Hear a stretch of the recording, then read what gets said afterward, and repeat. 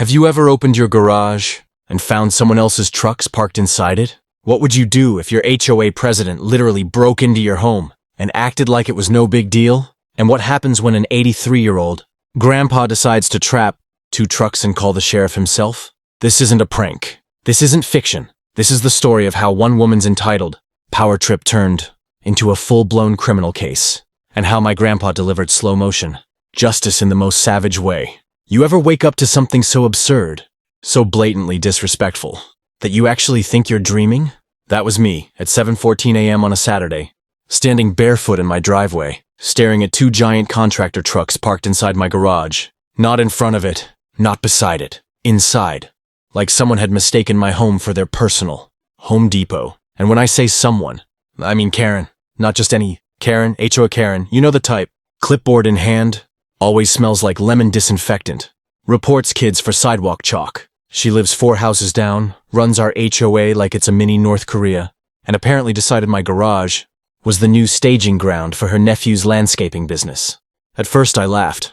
Then I checked the garage door opener, disconnected. Then I saw the keypad lock, smashed. And suddenly it wasn't funny anymore. But here's the kicker. Grandpa had seen it all. From his recliner, with binoculars. And what Karen didn't know is that Grandpa doesn't play games. Not with trespassers. Not with trucks. And definitely not with entitled HOA tyrants. This is the story of how Karen overplayed her hand.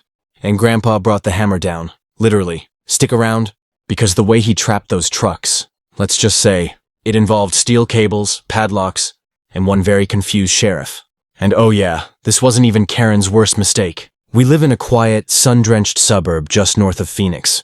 Cacti in the front yards, stucco homes in shades of beige, and neighbors who wave but don't really talk. Typical HOA territory. Our house sits on a corner lot, which Karen's always hated. She once complained that our succulents were too aggressive looking. That's the level of pettiness we're dealing with. So when her nephew Todd started his landscaping gig, Karen figured she'd offer him our garage as a storage space, without asking.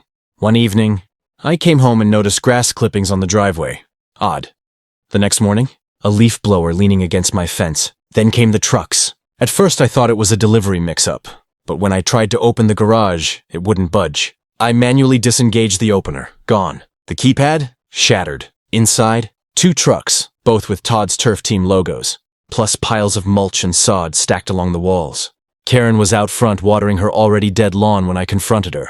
Karen, why are there vehicles in my garage? She didn't even blink. Oh, Todd just needed a secure spot. Yours is the only one with room. And really, it's for the good of the community. His business keeps our yards looking nice. I stood there, jaw slack. You broke into my house. She waved her hand like I was being dramatic.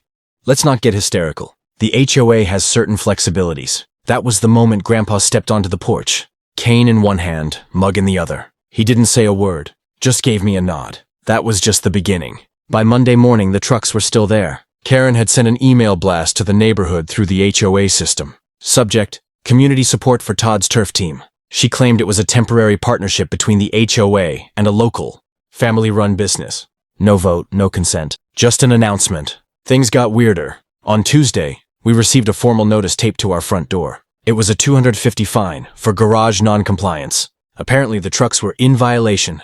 And since they were in our garage, we were the ones being fined. I tried to reason with the HOA board. But surprise, Karen was the board. Everyone else had either quit or didn't bother showing up.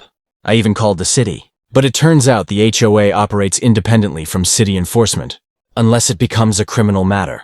And that's when things got ugly. One night, Grandpa caught Todd using our hose without permission. When Grandpa told him to stop, Todd spit on the grass. Chill, old man. It's just water. The next morning, our backyard gate was ripped clean off the hinges. Karen claimed it must have been the wind.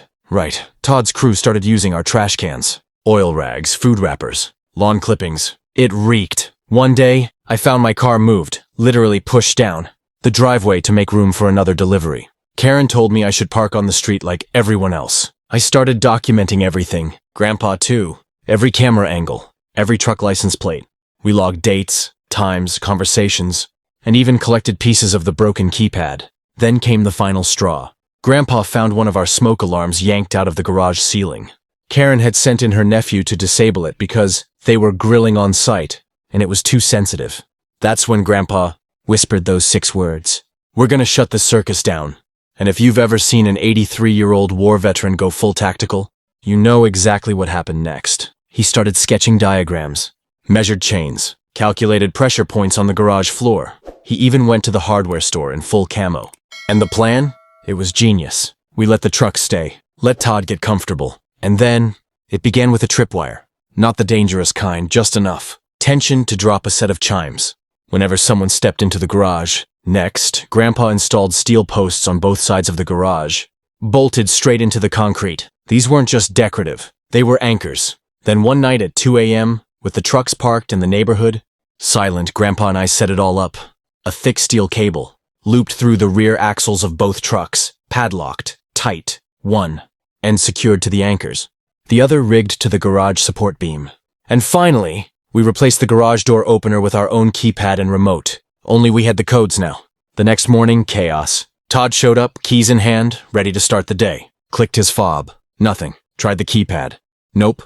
He peeked inside, saw the cable, and started yelling. Karen stormed down the street in her bathrobe, screaming about property rights and community betrayal. We just stood there, Grandpa holding his coffee. I had my phone out, recording everything. "You tampered with my nephew's equipment," she screeched. "Nope," Grandpa said, cool as ice. "We secured stolen property on private land. You might want to call the sheriff." And she did. When the deputy arrived, we showed him everything. The video footage, the fines, the emails, the damages, even the garage lock parts Karen had broken. The officer whistled. "Yeah, this isn't a neighbor dispute. This is criminal trespass." Todd tried to argue, but it was too late. The truck stayed locked. Karen turned pale when she saw the citations. The sheriff's department ordered the trucks to stay put until a full investigation could be conducted. Karen argued, loudly, but the deputy had already taken statements from neighbors who confirmed everything. Turns out this wasn't Karen's first abuse of HOA power. She had multiple complaints buried in past records. Misuse of funds, targeting homeowners, bending rules for family. This stunt with our garage, it tipped everything over. By the end of the week, Todd's trucks were towed, not to a repair shop, but to an evidence yard. Karen was fined by the city for trespassing, vandalism, and HOA overreach. She was forced to step down. The new interim HOA president? Our neighbor, Linda, sweet lady, loves cats, runs things by the book. She held an emergency vote. Karen lost her board seat by a 27-1 margin. Guess who voted for her? Yup, Todd and Grandpa. He didn't even vote. He just sat on the porch with a lemonade, watching Todd's crew clean up the mulch from our garage floor under police supervision. Before they left, Grandpa walked over to Todd. "Next time you want to park somewhere," he said, "maybe try asking." Mic dropped. Things are back to normal now. Quiet mornings, an empty garage, no random trucks, no rogue leaf blowers. Karen moved out 3 months later. Rumor is she tried to join another HOA nearby. Didn't make it past the interview. Todd? His business still exists, but he parks his trucks at a storage yard now. Probably safer that way. And Grandpa? He's a legend on the block. Folks still stop by to ask how he rigged that cable setup. His answer? Military secrets. But the real lesson here isn't about cables or cameras. It's about boundaries and consequences. Entitlement without respect will always crash into the immovable force of people who stand their ground. So next time someone tries to muscle their way into your life, your space, remember Grandpa's golden rule: never start a war on someone else's land. Comment below. What would you have done if someone parked 2 trucks in your garage? And hey, if you made it this far, drop a comment that says justice served. We'll know you're one of the good ones. And Karen, let's just say, she picked the wrong garage.